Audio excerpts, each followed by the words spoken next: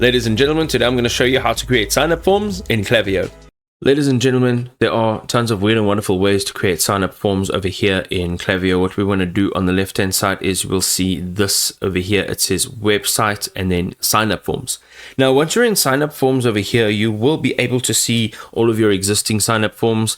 You can also see their status. And here on the top right, we'll say create form.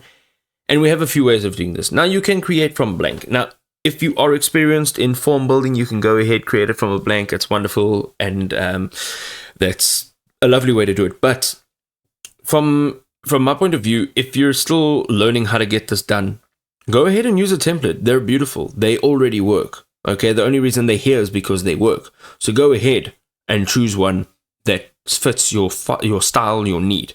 Okay, there's tons, as you can see, to choose from. You can even search for one that is more specific to your needs. Go ahead, choose one. I'm going to choose this one over here. Now, you can give it a name. You can choose your email subscriber list. I'm going to just say new list 1. Click on create form. Here you will be able to now further customize this form.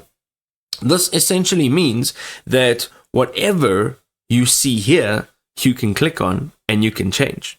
Okay, so this is the desktop version. This is the mobile version. Quite nice. All you do is click on each and every single element. You can edit it on the left-hand side.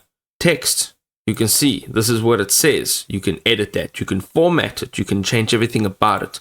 Here's a button. You can change what you'd like to change over here. You can even add in blocks. So you can say add blocks. Let's say you want to add a coupon. Let's add a coupon like over there. Boom.